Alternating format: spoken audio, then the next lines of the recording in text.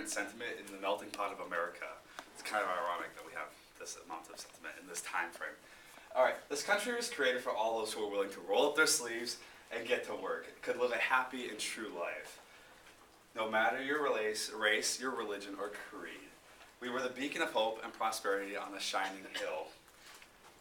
Until that beacon was turned off and America entered a dark period of rejection, and that would thankfully come to an end until 2016. but not before all the damage was done. America is a land of opportunity, liberty, and uniqueness unlike no other.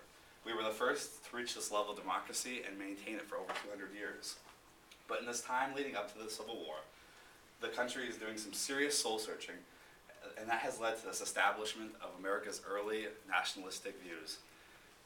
Best summarized as WASP, White Anglo-Saxon Protestants. This country was never intended for a specific person either.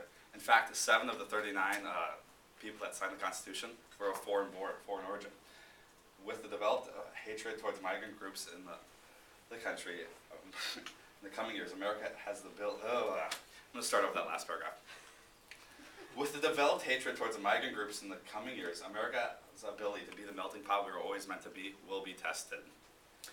All right, so I'm really going to cover how America's anti-immigrant sentiment really affected the Catholics, because Catholic, Irish, and German immigrants were among the largest migrant group to America at this time. So in the Beecher's plea for the West, he is quoted saying, attitudes expressed towards Catholic Irish immigrants were distasteful. In fact, he said, Catholic powers are determined to take advantage of our halting by thrusting into professional instructors and underbiting in the cheapness of education, calculating that for a morsel of meat we shall sell our birthright, Americans, Republicans, Christians. Can you, will you, for a moment, permit your free institutions, blood-bought, to be placed in jeopardy for want of the requisite of intellectual, moral, and culture? That really just should summarize the immense amount of hatred towards migrant groups, which is kind of tragic, I would personally say.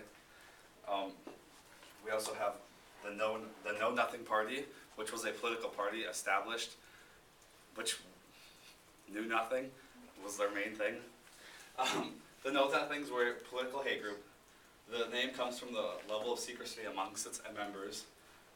Their core beliefs were that non-Native born Americans were inferior to the native-born Americans. They especially went after the Irish and German immigrants in times of economic squander. They had this ballot was their ticket. They ran for office even to establish their views, to put them in Congress.